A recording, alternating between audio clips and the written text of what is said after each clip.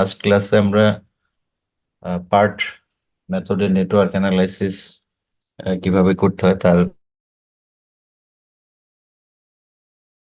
সেটা দেখেছি। আজকে আমরা মেইনলি সিপিএম নেটওয়ার্ক অ্যানালাইসিস কিভাবে আমরা করব সেই বেসিক বিষয়গুলো আজকে আমরা ডিসকাস করব। সিপিএম কি জিনিস আমরা হয়তো আমাদের যখন সিলেবাস এক্সপ্লেন করি আমরা বলেছি সিপিএম হলো ক্রিটিক্যাল পাথ মেথড। নেটওয়ার্ক অ্যানালাইসিসের একটা টুলস বা টেকনিক, এবং আমাদের প্রজেক্ট ম্যানেজমেন্টের যেই টুলস বা টেকনিক গুলো আছে তার মধ্যে সিপিএম বা ক্রিটিক্যাল পাথ মেথড অন্যতম একটা অ্যানালাইসিস মেথড। সিপিএম নেটওয়ার্ক মেথডটা জেনারেলি আমরা ইউজ করি ফর রিপিটিটিভ টাইপ প্রজেক্টের ক্ষেত্রে। রিপিটিটিভ টাইপ প্রজেক্ট হলো বিশেষ করে আহ, তোমার ইন্ডাস্ট্রির ক্ষেত্রে আমরা হয়তো একটা নির্দিষ্ট একটা প্রসেস ফলো করি, এবং আমরা যদি একই ধরনের প্রসেসে ফলো করি বা সিমিলার প্রোডাক্ট পাই, এই ধরনের আহ, তোমার যেসব প্রজেক্ট আছে, সেই ক্ষেত্রে আমাদের এই সিপিএম মেথডটা অনেক ইউজফুল হয়।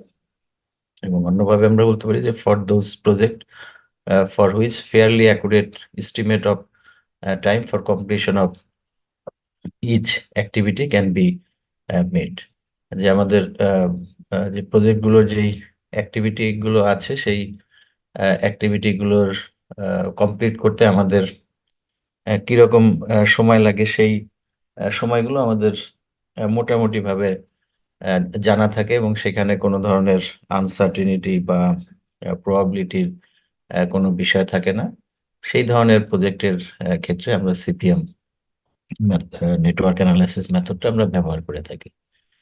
এবং সিপিএম মেথডের ক্ষেত্রে আমাদের টাইম এস্টিমেটের সাথে সাথে আরেকটা আমাদের যে কম্পোনেন্ট বা প্যারামিটার আমাদের জানতে হয় সেটা হলো কস্ট এস্টিমেশন। সেই কস্ট এস্টিমেশনটাও মোটামুটি আমরা ফেয়ার ডিগ্রি অফ অ্যাকুরেসিতে আমরা আহ, বের করতে পারি।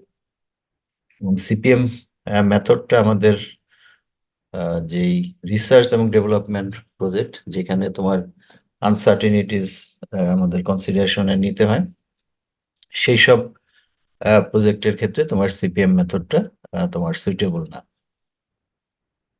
In CPM method, cost is the direct controlling factor, এবং আমাদের একটা অপটিমাম একটা কস্ট আমাদের বের করতে হয়। সেই অপটিমাম কস্টটা হলো কি, যে আমাদের একটা মানে যেই তোমার ডিউরেশনের জন্য আমাদের কস্টটা, ওই প্রজেক্ট কস্টটা মিনিমাম হবে, সেটাকে আমরা অপটিমাম কস্ট বলি। সেই কস্টটা আমরা বের করার চেষ্টা করি। অপটিমাম কস্টের চেয়ে যদি আমাদের তোমার আহ, বা অপটিমাম যেই টাইমের জন্য আমাদের মিনিমাম কস্ট আমরা বের করছি, সেই অপটিমাম টাইম ডিউরেশনের থেকে যদি আমাদের টাইম তোমার বেশি হয়, বা টাইম যদি তোমার ইনক্রিজ করে, তাহলে আমাদের প্রজেক্টের কস্ট বেড়ে যাবে। একই সাথে যদি আমরা তোমার ওই অপটিমাম টাইমের চেয়ে কম সময়ের মধ্যে আমরা প্রজেক্টটা শেষ করতে চাই, সেই ক্ষেত্রেও কিন্তু আমাদের তোমার প্রজেক্ট কস্ট কস্ট বেড়ে যাবে। আহ, কিভাবে? যখন তোমার আহ, একটা সার্টেন ডিউরেশনের পরে তুমি প্রজেক্টটা তোমার প্রলং করতে থাকবে, তখন প্রজেক্টের কিছু ফিক্সড কস্ট থাকে, তাহলে সেই ফিক্সড কস্ট গুলো তোমার বেয়ার করতে হবে, এবং এর ফলে তোমার প্রজেক্ট কস্টটা বেড়ে যাবে। আর যদি তুমি কম সময়ের মধ্যে প্রজেক্টটা শেষ করতে চাও, তাহলে কিভাবে তোমার কস্ট বাড়বে? বাড়বে এইভাবে, যে তোমার তখন আহ, আহ, যেহেতু তুমি অল্প সময়ের মধ্যে তোমার প্রজেক্টের সবগুলো কাজ শেষ করতে চাচ্ছ, তার মানে তোমার সেখানে অতিরিক্ত ম্যান পাওয়ার ডিপ্লয় করতে হবে, অতিরিক্ত তোমার ইকুইপমেন্ট লাগবে, তার জন্য তোমার এডিশনাল কস্ট লাগবে। তাহলে অপটিমাম টাইমের চেয়ে কম বেশি যেই টাইমটাই হোক, either increase or decrease of the duration, আমাদের প্রজেক্ট কস্টটা বেড়ে যাবে।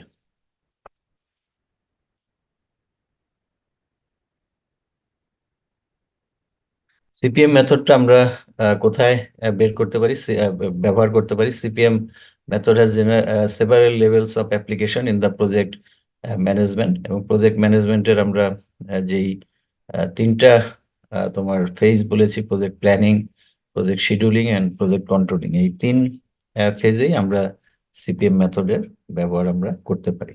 এবং সিপিএম মেথডটা আমাদের জেনারেলি তোমার অ্যাক্টিভিটি ওরিয়েন্টেড, কারণ এই সিপিএম মেথডে আমরা যে নেটওয়ার্ক অ্যানালাইসিস করি সেখানে তোমার অ্যাক্টিভিটির উপর এমফাসিসটা তোমার বেশি দেওয়া হয়। সিপিএম মেথডের প্রসেস বা স্টেপস গুলো যদি আমরা দেখি, তাহলে আমাদের প্রথমে প্রজেক্টটা ডিসক্রাইব করতে হয়, যে describe the project in terms of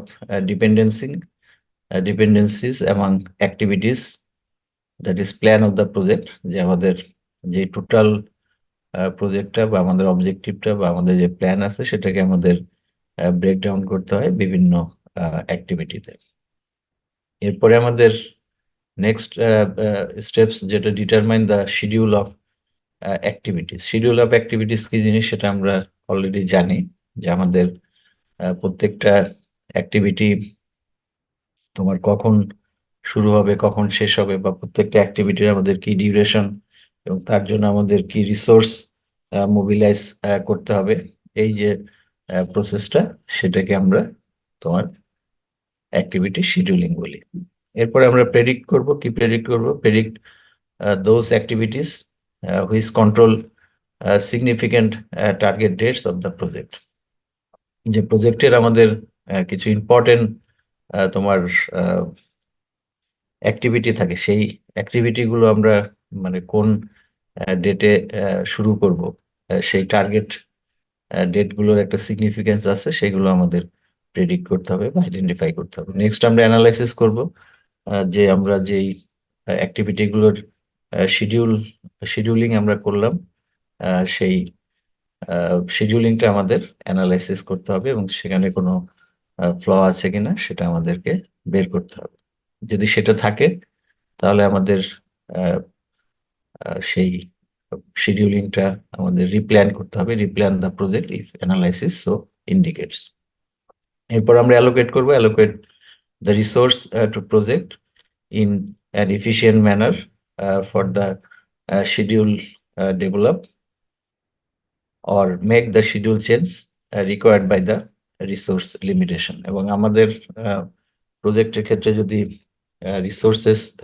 রিসোর্সের লিমিটেশন থাকে, তাহলে সেই রিসোর্স গুলো আমরা কিভাবে ইফেক্টিভলি ইউজ করব, সেটা আমাদের শিডিউলিং প্রসেসের সময় বা আমরা যখন রিসোর্স অ্যালোকেট করি তখন আমাদেরকে সেটা আইডেন্টিফাই করতে হবে। এরপরে আমরা develop the time cost relationship for activities and optimize the total project cost by selecting the suitable project duration। যেটা আমরা যে ডিউরেশনটা বের করতে চাই, যেটাকে আমরা অপটিমাম ডিউরেশন বলছি, ফর হুইচ আমাদের প্রজেক্টের কস্টটা আমরা মিনিমাইজ করতে পারবো। এখন আমরা পার্ট কি জিনিস সেটাও আমরা তোমার জেনেছি আগের ক্লাসগুলোতে। আর সিপিএম মেথডও আজকে আমরা কিছু আইডিয়া নিলাম।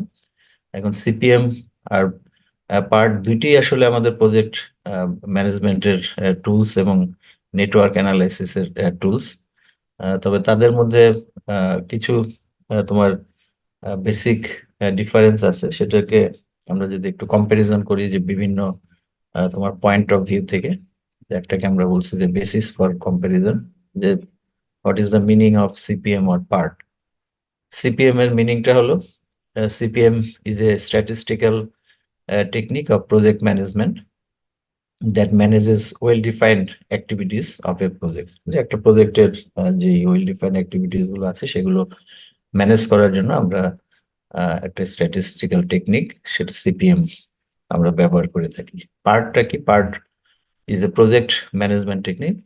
সিপিএম এর মতো এটা দিয়েও আমরা প্রজেক্ট ম্যানেজ করতে পারি, তবে ডিফারেন্সটা হলো যে it is part used to manage uncertain activities of A project. যে সিপিএম এর ক্ষেত্রে আমাদের প্রজেক্টের তোমার অ্যাক্টিভিটি গুলো সার্টেন আমরা জানি এবং সেখানে কোনো ধরনের আনসার্টেনিটিস থাকবে না, কিন্তু পার্ট মেথডে আমরা যেই অ্যাক্টিভিটিস আনসার্টেন অ্যাক্টিভিটিস গুলো আমরা ম্যানেজ করার জন্য পার্ট মেথডটা ব্যবহার করে থাকি, কারণ এখানে 3 ধরনের টাইম এস্টিমেট করা হয়। So what is CPM? CPM A method to control the cost and time. So in case of CPM, we consider both time and cost. In part method is a technique of planning and control of only time. পার্টের ক্ষেত্রে কস্টের আমরা কোনো control বা কোনো তোমার estimation সেটা আমরা PERT মেথডে করি না। CPM method focus on mainly activity, যেহেতু আমরা অ্যাক্টিভিটি ওরিয়েন্টেড নেটওয়ার্কের জন্য সিপিএম মেথডটা আমরা ব্যবহার করে থাকি। আর পার্ট মেথডটা হলো তোমার ইভেন্ট ওরিয়েন্টেড নেটওয়ার্কের জন্য আমরা ব্যবহার করি, এই কারণে আমাদের ফোকাসটা তোমার ইভেন্টের উপর থাকে। সিপিএম মেথডে আমরা যেই তোমার ম্যাথমেটিক্যাল মডেল আমরা ব্যবহার করি সেটাকে আমরা ডিটারমিনিস্টিক মডেল বলি। ডিটারমিনিস্টিক মডেল কি জিনিস সেটা আমরা একটু পরে দেখব। আর পার্ট মেথডে যেহেতু আমরা এখানে 3 ধরনের টাইম এস্টিমেট থাকে, এটা আমরা প্রবাবিলিস্টিক মডেল ব্যবহার করে থাকি। সিপিএম মেথডে তোমার টাইমের জন্য আমাদের একটা টাইম আমরা এস্টিমেট করে থাকি, আর পার্ট মেথডে আমাদের 3 ধরনের টাইম আমরা এস্টিমেট করে থাকি। সেই 3 ধরনের টাইম হলো তোমার অপটিমিস্টিক টাইম, পেসিমিস্টিক টাইম আর মোস্ট লাইকলি টাইম। এরপরে সিপিএম টা কোন ধরনের তোমার প্রজেক্ট বা অ্যাক্টিভিটির জন্য অ্যাপ্রোপ্রিয়েট? তো CPM appropriate for reasonable time estimate and PERT appropriate for high precision time estimate. এই কারণে পার্ট মেথডটা আমরা রিসোর্স অ্যান্ড ডেভেলপমেন্ট প্রজেক্টের ক্ষেত্রে আমরা বেশি ব্যবহার করে থাকি। Management of CPM, management of predictable activities, যেটা আমরা বললাম যে আমরা অ্যাক্টিভিটি গুলোর টাইম মোটামুটি আমরা জানি। আর PERT method management of unpredictable activities বা uncertain activities. Nature of the job, repetitive নেচারের প্রজেক্ট যদি হয় বা জব হয় সেই ক্ষেত্রে সিপিএম মেথডটা আমরা ব্যবহার করে থাকি। আর নন রিপিটিটিভ নেচার, সেই ক্ষেত্রে আমরা পার্ট মেথডটা ব্যবহার করে থাকি। CPM method suitable for non research project like civil construction, ship building ইত্যাদি, যেগুলো মোটামুটি সার্টেন অ্যাক্টিভিটি গুলো, সেক্ষেত্রে আমরা সিপিএম মেথডটা ব্যবহার করা সুইটেবল। আর পার্ট মেথডটা রিসার্চ অ্যান্ড ডেভেলপমেন্ট প্রজেক্টে ব্যবহারের জন্য সুইটেবল। ক্রাশিং কনসেপ্ট সিপিএম মেথডে অ্যাপ্লিকেবল, পার্ট মেথডে অ্যাপ্লিকেবল না। এখন ক্রাশিং কনসেপ্টটা কি জিনিস, যেটা সিপিএম মেথডের অ্যানালাইসিসের শুরুতে বলছিলাম, যে তুমি যদি তোমার যেই নর্মাল বা অপটিমাম কস্টের করসপন্ডিং যে প্রজেক্ট ডিউরেশন, সেই প্রজেক্ট ডিউরেশনের চেয়ে তুমি যদি কম সময়ে তোমার প্রজেক্টটা শেষ করতে চাও, তখন কি করতে হবে? তোমাকে একটা ক্র্যাশিং একটা কি বলবো মানে অ্যাপ্রোচ তোমাকে নিতে হবে। সে মনে করো যে তুমি নর্মালি 2টা শিফটে তুমি হয়তো তোমার প্রজেক্টে যারা কাজ করছে তাদেরকে ব্যবহার করছো, কিন্তু তুমি যদি অল্প সময়ে শেষ করতে চাও তখন তোমার 3টে শিডিউল, 3 শিফটে তোমার কাজ করাতে হবে। তাহলে অতিরিক্ত একটা শিডিউলে কাজ করানোর জন্য তোমার ম্যান পাওয়ার লাগবে এবং সেখানে ইকুইপমেন্ট লাগবে, এবং তার জন্য অতিরিক্ত তোমার কস্ট ইনভলভমেন্ট হবে। এইভাবে যখন তুমি সে ধরো একটা প্রজেক্ট নর্মালি 6 মাসের মধ্যে শেষ হবে, সেটাকে তুমি যদি 4 মাসে শেষ করতে চাও, তাহলে এই 2 মাসের যে তুমি স্কুইজ করে নিয়ে আসলা তার জন্য অতিরিক্ত তোমার যেই ম্যান পাওয়ার বা তোমার ইকুইপমেন্ট লাগবে, সেগুলোর জন্য কস্ট ইনভলভমেন্ট লাগবে। এই যে আমরা স্কুইজ করে প্রজেক্টটাকে অল্প সময়ে শেষ করার যে কনসেপ্টটা, সেটাকে আমরা ক্রাশিং কনসেপ্ট বলি। সেটা তোমার পার্ট মেথডে পসিবল না, কিন্তু সিপিএম মেথডে possible. Activity time estimate CPM মেথডে আমরা অ্যাক্টিভিটির টাইম এস্টিমেট যখন করব, সেখানে আমাদের কি কি টাইম এস্টিমেট করতে হবে সেটা আমরা একটু জানবো। Two approaches are used for the assessment of duration of the activity completion. দুইটা মেথডে আমরা বের করতে পারি, যেটা আমরা সিপিএম এবং পার্টের কম্পারিজনে দেখলাম। একটা হলো প্রবাবিলিস্টিক অ্যাপ্রোচ এবং deterministic approach. So what is probabilistic approach? আমরা অলরেডি প্রবাবিলিস্টিক অ্যাপ্রোচ কিন্তু আমরা পার্ট মেথডে বের করেছি, ব্যবহার করেছি। Probabilistic approach is used by the PERT planners, and in this method 3 type of time estimate are made for each activity.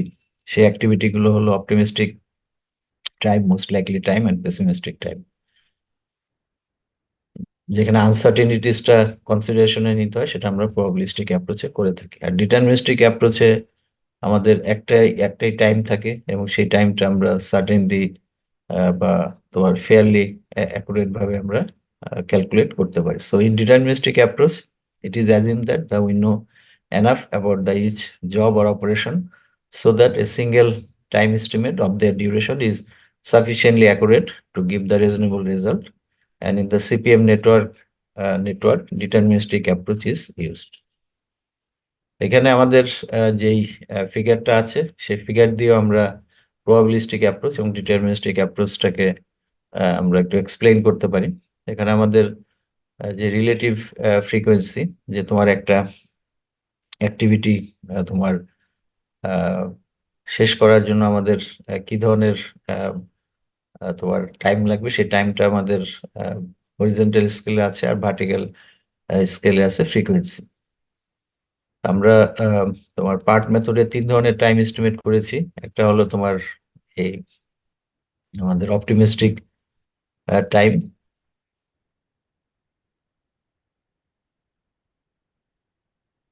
টিও, আর তারপরে আমাদের পেসিমিস্টিক টাইম টিপি, আর মোস্ট লাইকলি টাইম টিএল। এবং আমরা যখন ডেফিনেশন দিয়েছি তখন বলেছি যে বেশিরভাগ সময়ই আমাদের যেই টাইমটা লাগে সেটা হলো মোস্ট লাইকলি টাইম, এবং সেটার ফ্রিকোয়েন্সি তোমার বেশি হবে। আর অপটিমিস্টিক টাইম এবং পেসিমিস্টিক টাইম, সেটার ফ্রিকোয়েন্সি আমাদের কম হবে। এবং প্রবাবিলিস্টিক অ্যাপ্রোচে আমাদের এই যে ভ্যারিয়েশনটা, অপটিমিস্টিক টাইম এবং পেসিমিস্টিক টাইম, এখানে একটা ওয়াইড ভেরিয়েশন। যেহেতু একটা ওয়াইড ভেরিয়েশন, তাহলে এখানে আমাদের আনসার্টেনিটিজ এর পরিমাণটাও বেশি থাকে। আর ডিটারমিনিস্টিক অ্যাপ্রোচের ক্ষেত্রে আমাদের ফ্রিকোয়েন্সি, যেহেতু আমরা টাইম মানে একটা টাইম এস্টিমেট অ্যাক্টিভিটির জন্য, সেই ফ্রিকোয়েন্সি আমাদের এখানে বেশি থাকতেছে। আর যেই তোমার রেঞ্জটা টাইম এস্টিমেটের, যেহেতু এখানে একটাই টাইম এস্টিমেট, এখানে তোমার ভ্যারিয়েশনের রেঞ্জটা তোমার ডেফিনেটলি আমাদের কম হবে। সো সেটি বলছে যে greater range variation is greater range of variation in probabilistic approach and also greater in uncertainty, যেহেতু আমাদের ওয়াইড রেঞ্জ থাকতেছে, এখানে আনসার্টেনিটিসটা তোমার বেশি থাকতেছে। The range of variation is very narrow in deterministic approach, যেটা আমরা আগের ফিগার থেকে দেখলাম। So less uncertainty and so no need for additional time estimate, এখানে আমাদের একটা টাইম এস্টিমেট করলেই হয়। আমরা পার্ট মেথডে যেমন তোমার ইভেন্ট টাইম বের করছি, আর্লিয়েস্ট ইভেন্ট টাইম এবং লেটেস্ট অ্যালাউবল অকারেন্স টাইম। আমাদের সিপিএম মেথডের ক্ষেত্রেও আমাদের সেই দুইটা টাইম এস্টিমেট লাগবে। সে আর্লিয়েস্ট ইভেন্ট টাইম বা আর্লিয়েস্ট তোমার টাইমটা হলো the earliest occurrence time or earliest event time. TE is the earliest time at which an event can occur. যে একটা ইভেন্ট তোমার যেই দ্রুত সময়ের মধ্যে তোমার শুরু হয়ে শেষ হতে পারে, সেটাকে আমরা আর্লিয়েস্ট ইভেন্ট টাইম বলছি। আর latest allowable occurrence time is the latest allowable occurrence time or latest event time is that latest time by which an event must occur to keep the project on schedule. So আমরা part অ্যানালাইসিসের ক্ষেত্রে জানি যে আমরা forward পাসের সময় যেই event ভ্যালুগুলো বের করি, সেগুলোকে আমরা আর্লিয়েস্ট ইভেন্ট টাইম বলি। আর ব্যাকওয়ার্ড পাসের সময় আমরা ইভেন্টের যে টাইমটা বের করি সেটাকে আমরা লেটেস্ট অ্যালাউবল অকারেন্স টাইম বলি। এবং সিপিএম মেথডে অ্যানালাইসিসের জন্য আমাদের প্রত্যেকটা অ্যাক্টিভিটির জন্য ইভেন্ট টাইমগুলো তো আমাদের বের করতেই হচ্ছে। সেই ইভেন্ট টাইম জানার পরে আমরা প্রত্যেকটা অ্যাক্টিভিটির জন্য আমরা 4 ধরনের আমাদের টাইম বের করতে হয়। তার মধ্যে 2টা হলো স্টার্ট টাইম এবং 2টা হলো ফিনিশ টাইম। যে আর্লিয়েস্ট স্টার্ট টাইম, যেটা নাকি আর্লিয়েস্ট ইভেন্ট টাইমের সাথে রিলেটেড। তারপরে তোমার লেটেস্ট স্টার্ট টাইম, যেটা লেটেস্ট তোমার ইভেন্ট টাইমের সাথে রিলেটেড। আর তার সাথে আমাদের আর্লিয়েস্ট ফিনিশ টাইম বের করতে হয় এবং লেটেস্ট ফিনিশ টাইম বের করতে হয়। তাহলে এইগুলো, এই টাইমগুলোর কোনটার কি মিনিং সেটা আমরা, বা কিভাবে আমরা ক্যালকুলেট করব সেটা আমরা এখন একটু জানার চেষ্টা করি। সো আর্লিয়েস্ট ইভেন্ট টাইম, এটা আমরা আহ, তোমার ইভেন্ট টাইম যেটা বের করছি সেখান থেকে আমরা আর্লিয়েস্ট স্টার্ট টাইম পাবো। So earliest start time, EST যেটা আমরা বলতেছি, earliest start time is equal to earliest event time at its tail. তার মানে আমাদের একটা অ্যাক্টিভিটির, আমাদের একটা টেইল থাকে, একটা হেড থাকে। এখন টেইলের, তোমার যেই অ্যাক্টিভিটিটা তুমি কনসিডার করছো সেই অ্যাক্টিভিটির যে টেইল আছে, সেই টেইলের যেটা আর্লিয়েস্ট ইভেন্ট টাইম, বা অন্যভাবে আমরা বলতে পারি যে ফরওয়ার্ড পাসের যেই ভ্যালু, সেটি হবে তোমার earliest start time. Earliest start টাইমটা যখন আমরা জেনে যাব, তখন আমরা আর্লিয়েস্ট ফিনিশ টাইমটা বের করতে পারবো। আর্লিয়েস্ট ফিনিশ টাইমটা কি? Earliest finish time is equal to earliest start time, যেটা আমরা বের করেছি, তার সাথে ওই অ্যাক্টিভিটির ডিউরেশনটা যদি আমরা যোগ করে দিই, তাহলেই আমরা আর্লিয়েস্ট ফিনিশ টাইম পেয়ে যাচ্ছি। এরপরে আমাদের latest finish time, latest finish টাইমটা আমরা পাবো লেটেস্ট ইভেন্ট টাইম থেকে, বা ব্যাকওয়ার্ড পাসের আমাদের যেই ভ্যালুটা সেটার থেকে। So latest finish time is the latest event time at it's head. তার মানে যেই অ্যাক্টিভিটিটা তুমি কনসিডার করছো সেই অ্যাক্টিভিটির মাথায়, অ্যারোর মাথায় তোমার ইভেন্ট টাইম যেটা, এবং সেটা হলো কি লেটেস্ট ইভেন্ট টাইম, বা ব্যাকওয়ার্ড পাসের যেই ভ্যালুটা সেটি হলো লেটেস্ট ফিনিশ টাইম। আর লেটেস্ট স্টার্ট টাইমটা হলো কি, লেটেস্ট ফিনিশ টাইমটা যখন আমরা জেনে যাব, লেটেস্ট ফিনিশ টাইম থেকে ওই অ্যাক্টিভিটির তোমার যে ডিউরেশন, সেই ডিউরেশনটা যদি আমরা মাইনাস করি, তাহলে আমরা লেটেস্ট স্টার্ট টাইমটা পাবো। এখানে কিন্তু আমরা দেখো যে অনেকটা আমরা পার্ট মেথডে যেভাবে ফরওয়ার্ড পাসের ক্ষেত্রে আমরা ব্যবহার করেছি, তাহলে এখানে আমরা দেখতেছি যে আর্লিয়েস্ট স্টার্ট টাইমের ক্ষেত্রে তার একটা সম্পর্ক আছে, আর ব্যাকওয়ার্ড পাসের ক্ষেত্রে তোমার লেটেস্ট ইভেন্ট টাইম এবং লেটেস্ট ফিনিশ টাইমের একটা সম্পর্ক আছে। এবং আর্লিয়েস্ট স্টার্ট টাইমের ক্ষেত্রে আমাদের অ্যাক্টিভিটি যোগ করতে হচ্ছে, আর লেটেস্ট স্টার্ট টাইম বা লেটেস্ট ফিনিশ টাইম যখন আমরা বের করছি, তখন অ্যাক্টিভিটির ডিউরেশনটা আমাদের মাইনাস করতে হচ্ছে। সো আমরা যদি জাস্ট ছোট্ট একটা এক্সাম্পল দিয়ে একটু বোঝার চেষ্টা করি, তাহলে আমাদের এখানে কয়েকটা অ্যাক্টিভিটি আছে এবং তাদের আমাদের যে টাইম ডিউরেশন, এই টি দিয়ে আমরা বোঝাচ্ছি টাইম ডিউরেশন, সেগুলো দেওয়া আছে। তাহলে আমরা মনে করো যে যে কোনো একটা তোমার তাহলে আমরা প্রথমে তোমার ইভেন্ট টাইমগুলো আমরা বের করে ফেলতেছি, যে আমাদের যেই ফরওয়ার্ড পাস করে আমরা যেভাবে বের করি, প্রথমটার জন্য আমাদের T0, তারপরে 0 প্লাস 15 15, 3-এর ক্ষেত্রে 15 প্লাস 8 23, তারপরে তোমার 4-এর ক্ষেত্রে তোমার 23 প্লাস 14, আর হলো 15 প্লাস 22, আমাদের ম্যাক্সিমাম যেটা হবে 37, আর তোমার 5-এর ক্ষেত্রে 37 প্লাস 14 51। একইভাবে আমরা ব্যাকওয়ার্ড পাস করে আমরা টিএল এর ভ্যালুগুলো বের করলাম। এখন আমরা মনে করো যে আহ, একটা অ্যাক্টিভিটি আমরা 2-4 কনসিডার করলাম। এই 2-4 এর আমরা ইএসটি বা আর্লিয়েস্ট স্টার্ট টাইম বের করতে চাই। তো আমরা ডেফিনেশনে দেখেছি যে আর্লিয়েস্ট স্টার্ট টাইমটা কি, যে আমাদের যেই অ্যাক্টিভিটিটা আমরা কনসিডার করতেছি, মানে অ্যাক্টিভিটি 2-4 এর তোমার অ্যাক্টিভিটি টেইলে তোমার যে ইভেন্টটা আছে, তার মানে ইভেন্ট 2, এবং এই ইভেন্ট 2 এর যে আর্লিয়েস্ট ইভেন্ট টাইম, তার মানে টিই, এটা কত হবে? 15 হওয়ার কথা। তো দেখি যে আমাদের ভ্যালুটা 15 আছে। একইভাবে আমরা যদি আর্লিয়েস্ট ফিনিশ টাইম বের করতে চাই, আমরা ডেফিনেশনে জানি আর্লিয়েস্ট ফিনিশ টাইমটা হলো ওই অ্যাক্টিভিটির earliest start time plus activity duration. তার মানে আমাদের আর্লিয়েস্ট ইভেন্ট টাইম ছিল বা আর্লিয়েস্ট স্টার্ট টাইম আমরা বের করেছি 15, 15-র সাথে 12 যোগ করলে আমরা 27 পাচ্ছি। একইভাবে আমরা লেটেস্ট ফিনিশ টাইম অ্যাক্টিভিটি 2-4 এর যদি বের করতে চাই, তাহলে আমাদের ডেফিনেশন অনুযায়ী latest event time at its tail, তার মানে এই 2-4 এর সরি অ্যাট ইটস হেড, 2-4 এর হেডে তোমার লেটেস্ট ইভেন্ট টাইম আছে কত, 37, তাহলে ভ্যালুটা 37 হবে। আর আমরা লেটেস্ট স্টার্ট টাইম যদি বের করতে চাই, লেটেস্ট স্টার্ট টাইম হবে তোমার আহ, এই অ্যাক্টিভিটি 2-4 এর যে লেটেস্ট ফিনিশ টাইম যেটা আমরা বের করেছি 37, সেই 37 থেকে আমরা যদি অ্যাক্টিভিটির ডিউরেশন 12 সেটা যদি মাইনাস করি, তাহলে আমরা 25 পাচ্ছি। এরপরে আমাদের সিপিএম মেথডের জন্য আমাদের ক্রিটিক্যাল অ্যাক্টিভিটি বের করার জন্য আরেকটা ভ্যালুর প্রয়োজন হয়, সেটাকে আমরা ফ্লোট ভ্যালু বলি। ফ্লোট ভ্যালু কি জিনিস? Float denotes the range within which an activity start time or its finish time may fluctuated without affecting the completion of the project. So float হলো কি, যে float denotes the range within which an activity start time or its finish time may fluctuated without affecting the completion of the project.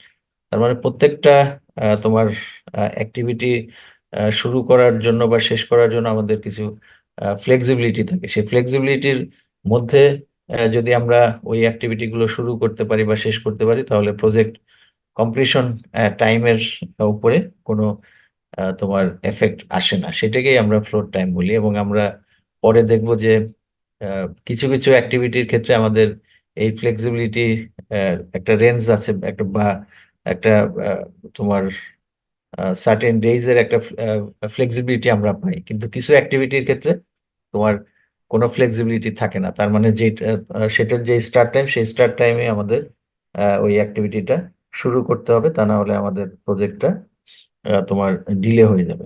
ওই যে flexibility যেসব অ্যাক্টিভিটির ক্ষেত্রে না থাকে, rigid অবস্থা, সেই অ্যাক্টিভিটি গুলোই হলো আমাদের ক্রিটিক্যাল অ্যাক্টিভিটি। এই কারণে ক্রিটিক্যাল অ্যাক্টিভিটির ক্ষেত্রে আমাদের বেশি সতর্ক থাকতে হয়।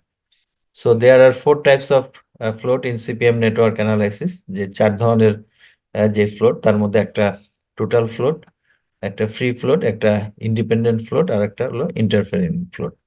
টোটাল ফ্লোটটা আমরা কিভাবে বের করি?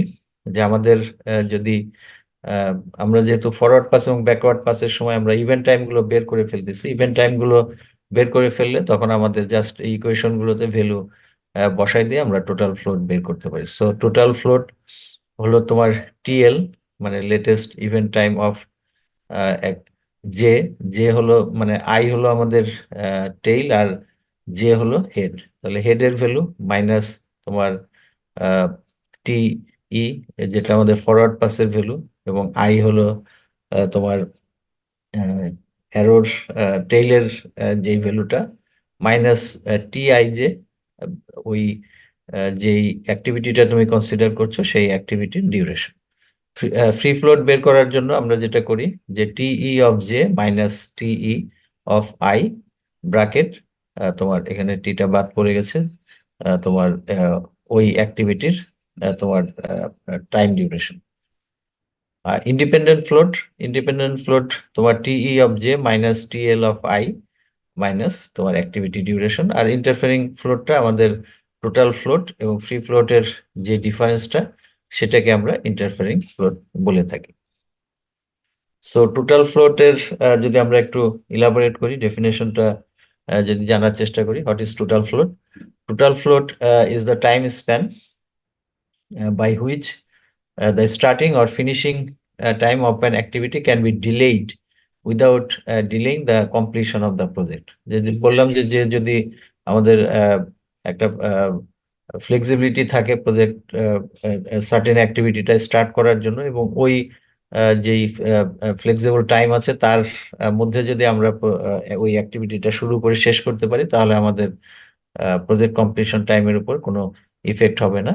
তাহলে সেটাকে আমরা টোটাল ফ্লোট বলছি। So in certain activities, it will be found that there is a difference between maximum time available and the actual time required to perform the activity, and this difference is known as total float. So total ফ্লোটটা আমরা আগের আহ, আহ, যেই তোমার এই equation এই ইকুয়েশনের মাধ্যমে বের করতে পারি। আর অথবা আমাদের আরেকটা সহজ উপায় আছে, যে যেহেতু আমরা সিপিএম মেথডের ক্ষেত্রে আমরা তোমার স্টার্ট টাইম এবং ফিনিশ টাইম প্রত্যেকটা অ্যাক্টিভিটি বের করছি, সেখান থেকেও আমরা টোটাল ফ্লোটটা বের করতে পারি। Total float is equal two তোমার এলএসটি, মানে latest start time minus earliest start time. মানে স্টার্ট টাইমের যে ডিফারেন্স, মানে বড় ভ্যালু থেকে ছোট ভ্যালুটা আমরা যদি বিয়োগ করি, সেখান থেকেও আমরা টোটাল ফ্লোট পাই। আবার ফিনিশ টাইম থেকেও আমরা টোটাল ফ্লোটটা বের করতে পারি, যে তোমার latest finish time minus earliest finish time. এবং তোমার এই দুইভাবেই বের করার আমাদের উদ্দেশ্য হলো যে দুইটার ভ্যালু সমান হওয়ার কথা। যদি তোমার সমান হয়, তাহলে তোমার আহ, একটা চেকও হয়ে যাবে যে তোমার লেটেস্ট স্টার্ট টাইম বা আর্লিয়েস্ট স্টার্ট টাইম এবং লেটেস্ট ফিনিশ টাইম এবং আর্লিয়েস্ট ফিনিশ টাইম তুমি যেটা ক্যালকুলেট করেছো সেটা ঠিক আছে কিনা। তাহলে এটাও একটা ওয়ে। আর আমরা আগের যে ইকুয়েশন দেখালাম সেখান থেকেও আমরা টোটাল ফ্লোটটা বের করতে পারি। ফ্রি ফ্লোটটা কি জিনিস? Free float is that portion of positive float that can be used by an activity without delaying any succeeding activity or without affecting the total float of the succeeding activity. So the concept of free float is based on the assumption that all the activities start as early as possible. যে আমরা বিনা কারণে delay না করে যত দ্রুত সম্ভব আমরা অ্যাক্টিভিটিটা শুরু করব, সেই অ্যাজাম্পশনটা আমাদের থাকবে। ইন্ডিপেন্ডেন্ট ফ্লোটটা কি? Independent float gives us an idea about the excess time that exist if the preceding activity ends as late as possible, and the independent float is therefore defined as the excess time of minimum available time over the required activity duration. আর interfering ফ্লোটের definition তো আমরা বলছি যে total float এবং interfering float is the potential downstream interference of any activity, and it is equal to the difference between the total float and free float. তাহলে আমাদের CPM অ্যানালাইসিসের জন্য এই চার ধরনের ফ্লোট আমাদের ক্যালকুলেশন করতে হয়। এবং যদি আমরা একটা ছোট্ট এক্সাম্পল দিয়ে একটু বোঝার চেষ্টা করি যে তোমার কিভাবে আমরা এই চার ধরনের যে ফ্লোট সেটা আমরা বের করতে পারবো। এখানে আমাদের আমরা যে কোনো একটা মানে অ্যাক্টিভিটি আমরা কনসিডার করতেছি, এবং যেটা আমরা বললাম আই হলো তোমার অ্যাক্টিভিটির যে ট্রেইল সেটা, আর যে হলো তোমার অ্যাক্টিভিটির অ্যারো। তাহলে এই অ্যাক্টিভিটিটাকে আমরা অ্যাক্টিভিটি আই যে বলছি, এবং এর ডিউরেশন আমাদের যেটাকে আমরা টি আই জে দিয়ে মিন করতেছি বা ডিনোট করতেছি, সেই আমাদের ডিউরেশন, অ্যাক্টিভিটি ডিউরেশন হলো ভার। আর এখানে আমরা তোমার সে ফরওয়ার্ড পাস এবং ব্যাকওয়ার্ড পাস থেকে আমরা তোমার ইভেন্ট টাইমটা আমরা বের করেছি। এখানে টিইআই আই হলো তোমার যেহেতু অ্যারোর তোমার টেইলে আছে, সেই জন্য আমরা আই বলতেছি। সেটা আমরা ফরওয়ার্ড পাসের জন্য ইভেন্ট টাইম 10 বের করেছি। আর ব্যাকওয়ার্ড পাসের ক্ষেত্রে আমাদের ভ্যালুটা সে মনে করো যে 18। এখানে আমরা একটা মাঝখানের অ্যাক্টিভিটি নিয়েছি, এই কারণে তোমার এই 10-এর সাথে 12 যোগ করে যে ভ্যালুটা আমরা পাচ্ছি তা না। মনে করো যে এর সাথে অন্য অ্যাক্টিভিটিও থাকতে পারে। আমরা একটা ভ্যালু আমরা এখানে ধরে আমরা জাস্ট বোঝানোর চেষ্টা করেছি।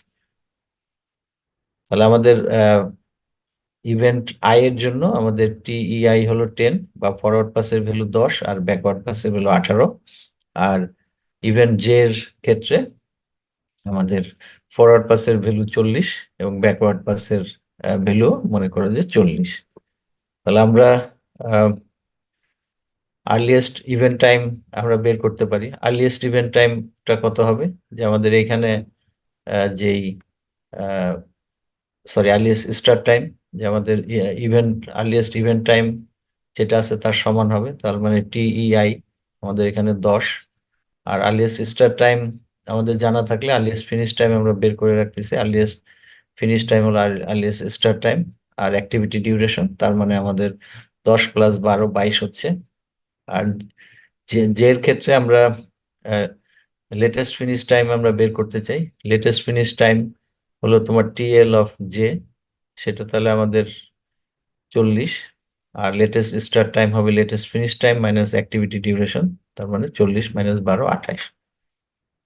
তাহলে ফ্লোট ভ্যালু আমরা প্রথমে যদি, যেহেতু আমাদের এই স্টার্ট টাইম এবং ফিনিশ টাইম জানা আছে, তাহলে আমরা দুইভাবে বের করতে পারি। তাহলে মানে ফ্লোট, টোটাল ফ্লোটটা আমরা প্রথমে বের করি, যে আমাদের এই যে স্টার্ট টাইম এবং ফিনিশ টাইম যেটা জানা আছে সেটা দিয়ে আমরা, যেটা নিচে আছে সেটা যদি আমরা বের করি, যে আমরা ডেফিনেশনে বলছি latest start time minus earliest start time. Latest start time আমাদের কত?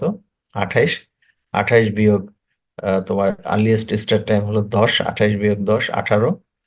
আর অন্যভাবে আমরা বের করতে পারি যে লেটেস্ট ফিনিশ টাইম, আমাদের লেটেস্ট ফিনিশ টাইম 40 মাইনাস তোমার earliest finish time. Earliest finish time হলো আমাদের 22। তাহলে 40 - 22 18। তাহলে দেখো দুইভাবেই আমরা বের করলে আমাদের ভ্যালুটা সমান হচ্ছে। আর ইকুয়েশন ইউজ করে যদি আমরা বের করতে চাই আমাদের টোটাল ফ্লোটের ভ্যালু, আমাদের ইকুয়েশন ছিল TLJ। TLJ আমাদের কোথায়? এই যে TLJ 40, আর টিইআই 10। 40 - 10 বিয়োগ তোমার অ্যাক্টিভিটি ডিউরেশন, তাহলে 30 বিয়োগ 12 18। আর ফ্রি ফ্লোটের ক্ষেত্রে আমাদের ইকুয়েশন ছিল TEJ। TEJ আমাদের ভ্যালু 40 মাইনাস টিইআই ভ্যালু 10। 40 - 10 30 বিয়োগ অ্যাক্টিভিটি ডিউরেশন 12, তাহলে 30 - 12 18। আর ইন্ডিপেন্ডেন্ট ফ্লোটের ক্ষেত্রে আমাদের ইকুয়েশন ছিল টিইজে। টিইজে কত আমাদের? 40 মাইনাস টিএলআই। টিএলআই টিএলআই হলো 18। 40 - 18 মাইনাস অ্যাক্টিভিটি ডিউরেশন 12। তো আমাদের এখানে ইন্ডিপেন্ডেন্ট ফ্লোট হলো তোমার 10। আর interfering float, total float minus free float. Total float 18, free float 18। তাহলে 18 - 18 ইজিক্যাল টু 0। তাহলে আমাদের, যদিও এখানে 4 ধরনের ফ্লোট ক্যালকুলেশন করা আমরা শিখছি, কিন্তু আমাদের সিপিএম মেথডে মেইনলি তোমার ক্রিটিক্যাল অ্যাক্টিভিটি বের করার জন্য আমাদের টোটাল ফ্লোটটা আমাদের ইম্পর্টেন্স বেশি। টোটাল ফ্লোট দিয়েই আমরা ক্রিটিক্যাল অ্যাক্টিভিটি আইডেন্টিফাই করতে পারি। তাহলে আমরা যখন অ্যানালাইসিস করব তখন আমাদের টোটাল ফ্লোটটার ব্যবহারই বেশি হবে। এবং টোটাল ফ্লোটটা আমরা যেহেতু স্টার্ট টাইম এবং ফিনিশ টাইম আমরা বের করছি, তাহলে সেখান থেকেই আমরা টোটাল ফ্লোটটা বের করতে পারবো। তাহলে নেক্সট ক্লাসে আমরা মানে একটা ফুল বড় একটা এক্সাম্পল নিয়ে আমাদের কিভাবে ইভেন্ট টাইম বের করব, এবং সেখান থেকে তোমার earliest start time, earliest finish time, latest start time এবং লেটেস্ট ফিনিশ টাইম এবং টোটাল ফ্লোট বের করে আমরা ক্রিটিক্যাল অ্যাক্টিভিটি আইডেন্টিফাই এবং ক্রিটিক্যাল পাথ বের করা, সেই এক্সাম্পলটা আমরা নেক্সট ক্লাসে দেখব। আজকে আমরা এই পর্যন্ত শেষ করি। তোমাদের কারো কোনো কোশ্চেন আছে?